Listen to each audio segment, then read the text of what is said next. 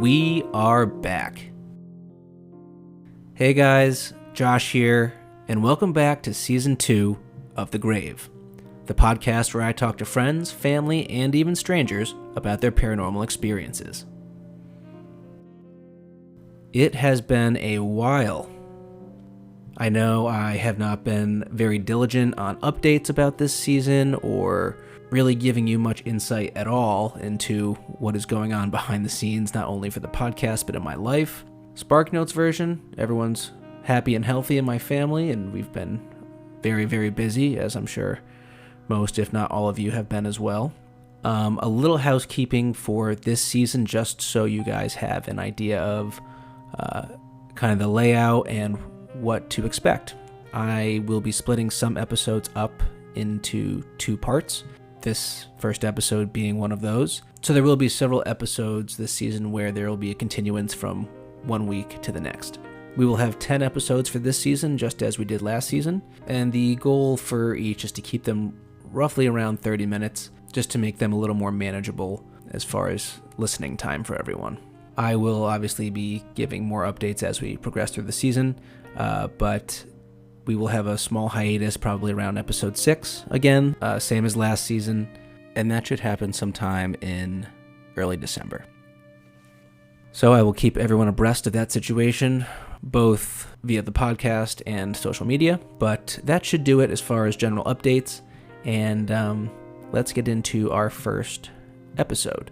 This week we are hearing from someone who I met via Instagram.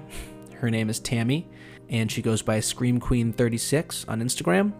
She also has a separate account known as the Haunted One 36. So definitely give her a follow on Instagram and TikTok.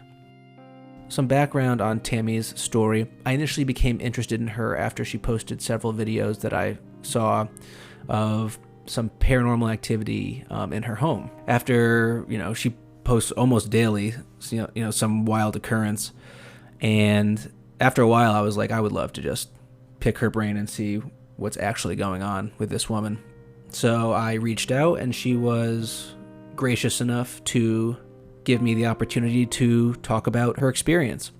Not only about her experience as a haunted person who has had paranormal activity happening to her since she was very young, but also as a paranormal investigator as well. And she is an incredible person, and she's been through a lot in her life, and I just cannot say enough good things about her. She was great to talk to, and I think you guys will really enjoy what she has to say. So without further ado, I give you Tammy.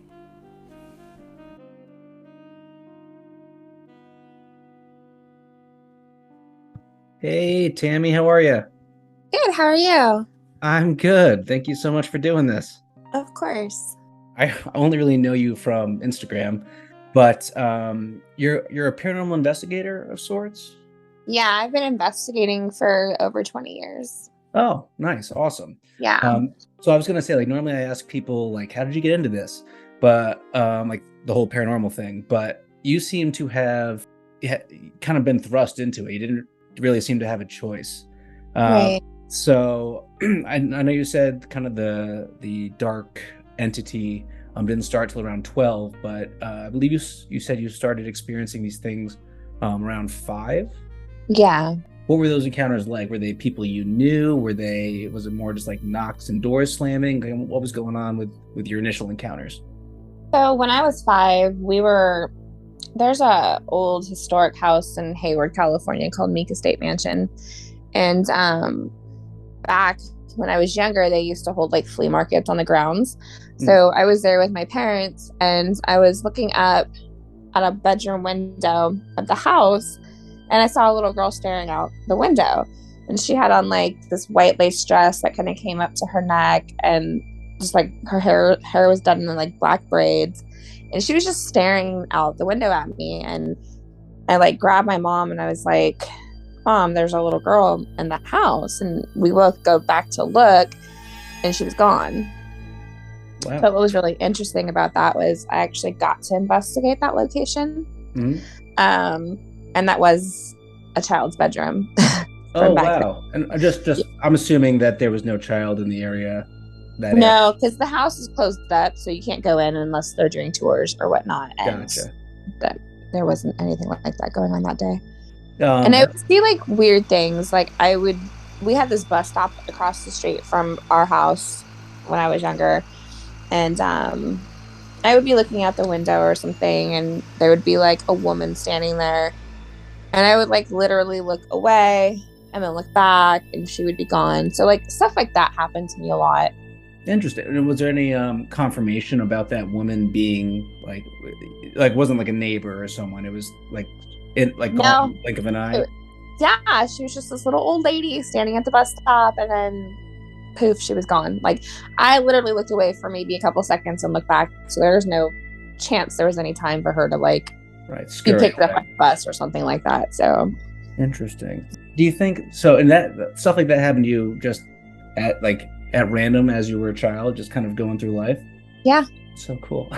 but I think about like because so my mom's side of the family, my grandma, she I wouldn't call her a witch, but she did kind of dabble in like tarot and like spells and stuff. But her mother, she was really evil, and she dabbled in like the dark stuff. So she was Right. from Mexico, and like they said that she was like a bruja, and so she dealt with like darker things. And every female on that side of the family has the gift. Like they can either see spirits, sense them, hear them. So all the females on my mom's side actually are able to Oh see wow. So communicate with the dead. like something that's been passed down, kind of. Yeah. Yeah, exactly. Wild. Okay, so and that's obviously been given to you. Yes. Yes. Yeah, for better or for worse. Uh, Yeah, it's a curse at the same time. I mean, like it's cool and all, but yeah, it's because not. my next question was going to be, like, is there a reason why you think you could see spirits at such a young age? But clearly, that's the answer right there. Yeah. All right, cool. Is there any other experiences between the ages of 5 and 12 that you'd like to maybe throw out before we move on? I also remember my bed shaking a lot. Oh, okay. Yeah, it was weird because we did live, there was train tracks behind the house where we lived, and so sometimes the train would go by and it would kind of rattle the house a little bit, but there were times that happened and there was no train. But I guess at that age I didn't think much about it. Right. But I have a lot of memories of that happening. Interesting. And you didn't notice any like entity or anything different in the room. It was just the bed shaking. Just the bed shaking. That house in general was kind of creepy. We had a basement in that home, and the basement creeped me out. But I don't remember like seeing a spirit in the home. I just really remember having like that creepy feeling and the bed shaking. Gotcha. Okay, cool. All right, so we'll move on a little bit to your age, right around age 12, I believe is what you said in your write-up. And you had said, and again, forgive me if this is something you don't want to discuss, but you said that the dark entity that kind of attached itself to you at this age, you said happened because of traumatic experience you went through. Yeah. Is that something you would be okay sharing, or is that a personal matter? No, that's fine. I can talk about it. I've moved past it. Okay. So, fortunately, when I was 12, I was sexually assaulted by some gangbanger guy. After that experience, that's when the stuff in my home really started to amp up. And through the research and through all the years of investigating, I have found that that's actually quite common. A lot of the darker cases that I've taken had something similar happen to the person that I was trying to help. So it's actually quite common for that to happen through an experience. So it's more like when something like that happens to you, it's kind of allows the darker spirits to kind of come into your life, so to speak. Yeah, because you're more vulnerable. Gotcha. That makes sense. So that happened around the age of 12. And were you in the same house that you had been growing up in? No, so we moved from my childhood home to the new house. I think I was 11 going on 12. Mm-hmm. about 12. Sixth grade basically is when we moved there. That happened not too long after we had moved into the home. The home already kind of had a creepy vibe, but being that I'm sensitive, that doesn't really shock me that I felt that way. But like things moving on their own and stuff like that didn't happen until what had happened to me. Gotcha. Well, first of all, thank you for sharing that. I know it's obviously not easy, but I really appreciate you divulging. So you did a lot of bouncing around as a kid. The more sinister stuff started happening after that experience, and then did it continue to happen in that house and then you moved, or was it you moved and then the scary stuff continued to follow you? So it started in that home, and it was bad. I mean, we had a suitcase like literally fly across the room. My cats would like my cat, because back then, we had the big TVs. They weren't the flat screens that we have now. So my cat would lay on top of the television. And one night, well, I'll start from the beginning. So my friend and I weren't being very smart, and we were playing the Ouija board. There we go. she had saw something walk behind me, and so we stopped playing and we put it away. And my sister had come home from work, and she put her purse on top of the table in the mudroom, and we were telling her what had happened, and then her purse, we hear something crash on the floor in the other room, and her purse literally flew across the room and everything fell out of it. And then my cat, we go back into the family room, and my cat, you see her literally coming off of the TV, but coming straight off of it, and then kind of levitate. Oh my God. I can't make this stuff up. It was insane. We had an oily, sappy substance coming out of the walls. We had an inspector come in. They couldn't find a source for it. Oily substance, dripping down the blinds in the house. I'm sorry to interrupt. Could they identify what the substance was? Or were they just this is just the strangest thing I've ever seen? They had no answers for us. All right. No human answer for it. No. We would hear doors opening and closing and people talking, and just it was just really scary. One day my best friend and I were in my bedroom, and I had one of those 6-disc CD players or whatever. Sure. Yeah. And it was on one CD playing whatever, and it changes all the way to the 6th CD. I don't remember. It was some little white rapper dude, but it was some satanic sounding song, and it goes to that song and starts playing it. Oh my God. It was crazy. I mean, we literally didn't have a break in that home. We called the church. What did we do? We've had priests come and bless the home, and it was pretty frightening. But once I turned about 16, I was like, okay, I don't want to be scared of this anymore. So when did the shadow figure kind of come into play? So I didn't notice the shadow figures as much at that point until I was older. Sometime in my 20s. And I think it was a house I was living in with my best friend and my sister. I think that's when I kind of started really noticing it. Gotcha. And was it more attached to you, or was it more of everyone experienced stuff? So everything that's happened, everyone around me experienced it too. Okay. So, but I guess would it be fair to say that wherever you go, this entity goes? Yeah, I mean, I can literally be at the grocery store and things will fly off the shelves in front of me. Really? And just a very public place, it's literally attached to you. Yeah. Wow. I was at my hair salon, and my girl's license flew off the wall, skimmed my face, and then fell on the ground and broke. And shampoo bottles and conditioner bottles flying off the shelves. Wow. Everywhere I go, it happens. So, jeez, have you? We'll move on in a second, but I'm assuming you've been able to kind of just deal with it. Is that are you just what, this stuff happens to me now, and this is just my life? Basically, I lived in fear from probably 12 to 16 because I didn't understand it at that point. And that's when I kind of started to research the paranormal more to figure out what was going on. And then from 16 to 20 was a lot of research. And I started to become more intrigued by what was going on around me instead of being fearful of it. Yeah. At that point, I didn't know. I didn't know until more recently what I'm actually dealing with. I thought that I was just sensitive and these spirits are going to be around me and that's going to be my life. And at 20 is when I really started to investigate the paranormal and get out there and help people.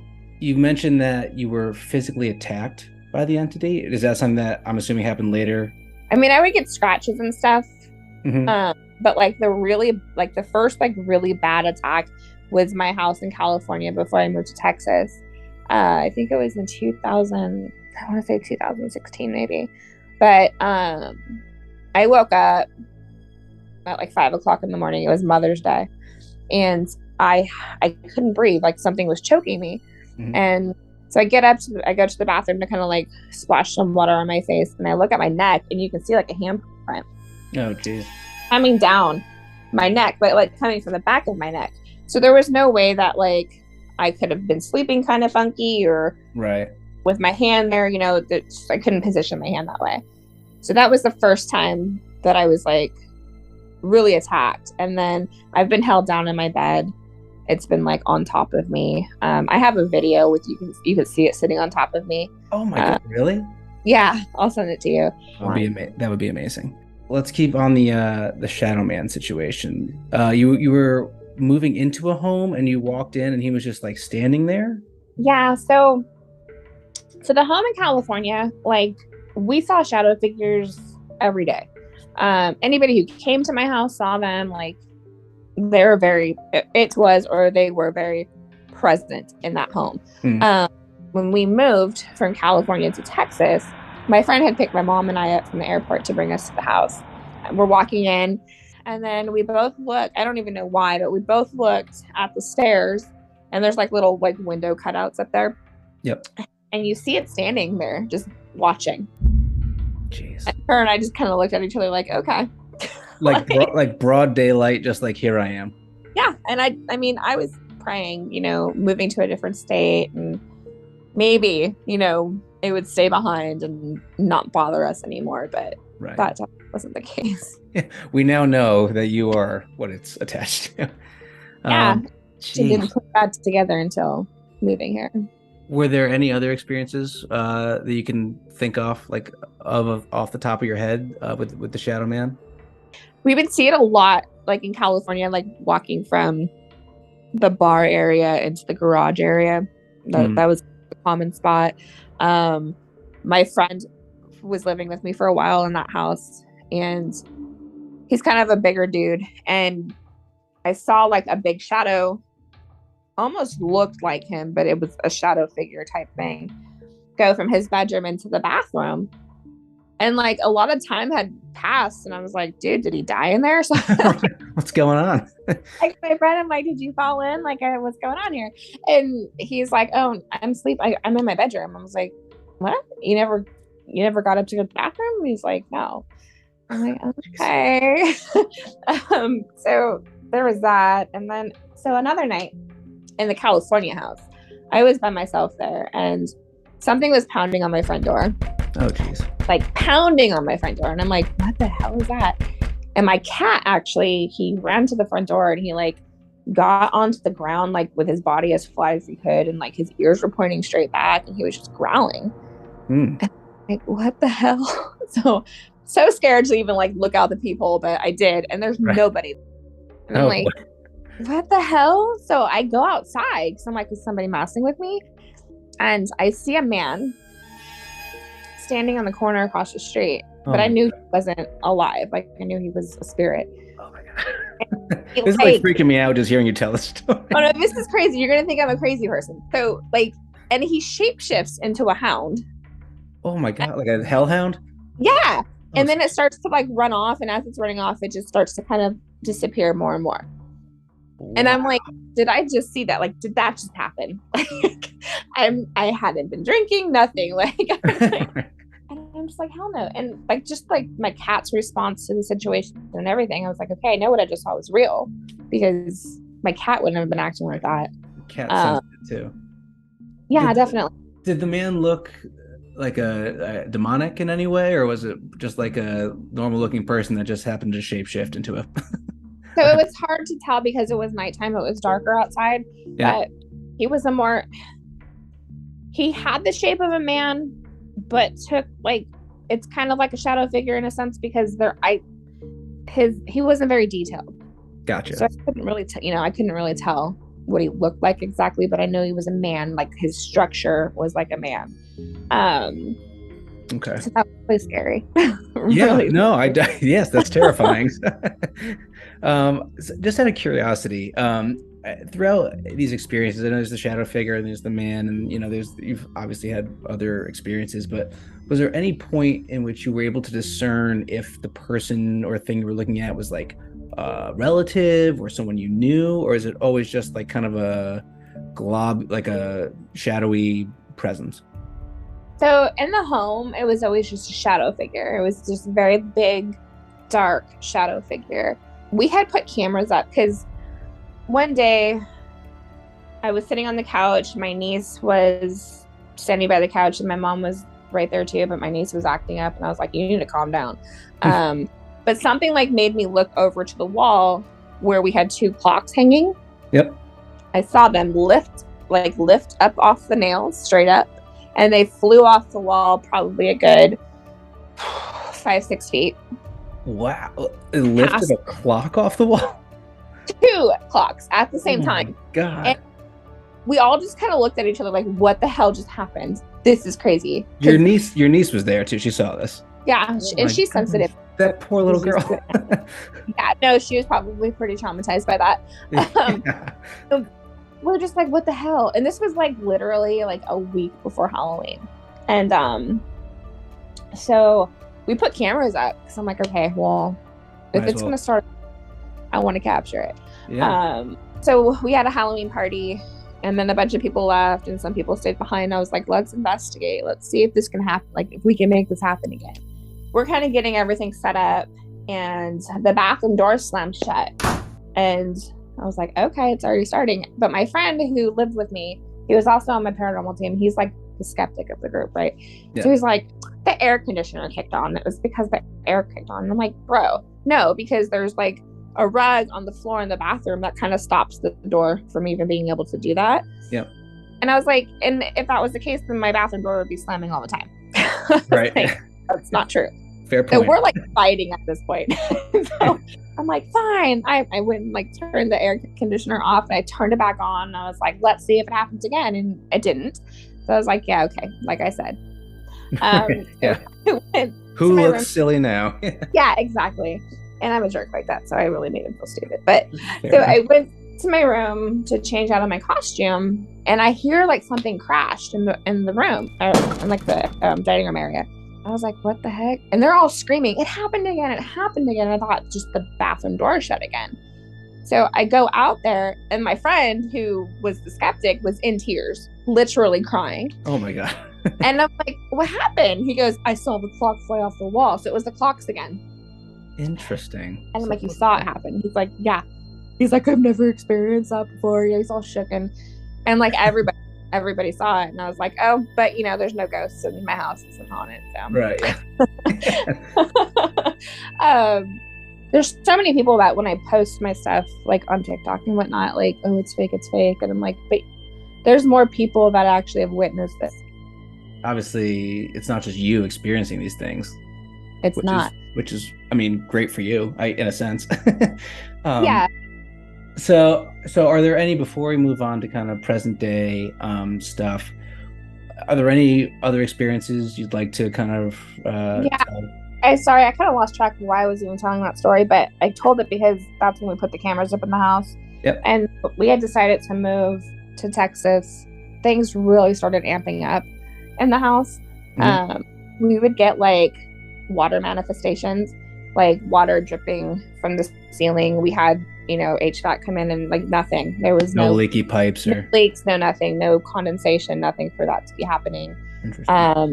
Water dripping down doors, just a lot of weird things, and things started really moving by themselves. We had a hand truck thing or a dolly, whatever you want to call it. One night It literally lifts straight up, went back down, and then it like bent all the way to the left, almost all the way to the ground, came back up and went the other way and then stopped. But the weird thing was, is one of my cats like was watching it happen and then like totally jumps and like runs off. And then we captured the night before my mom and I flew to Texas, the shadow figure on camera. Really? Yeah. When we had moved to Texas, like I wasn't going to put the cameras up because I didn't really want to entertain it anymore. Yeah. But things were just like nonstop from the day we moved in, just happening all the time. And I'm like, okay, we'll put them up for a little bit and like see what happens. I've been here almost 3 years now, and something happens every single day. Jeez. But what was interesting is when I put the cameras up, I would say about a week into them being up here, we caught the shadow figure again, and it was identical looking to what was in the house in California. Oh, really? So there's some continuance, like it's the same thing. Yeah, and I think that's really when we started kind of, okay, what's really going on? Like, I don't think it's just a case of me being sensitive, and everywhere we go, there's going to be spirits. Like, there's something attached, right? And specifically to you. Yeah. Yeah. That's, I mean, again, I'm sorry that you have to deal with that, but again, it's such like for people like myself, and I'm assuming millions of other people that don't have that. It's so interesting to hear what you're going through and how you're dealing with it.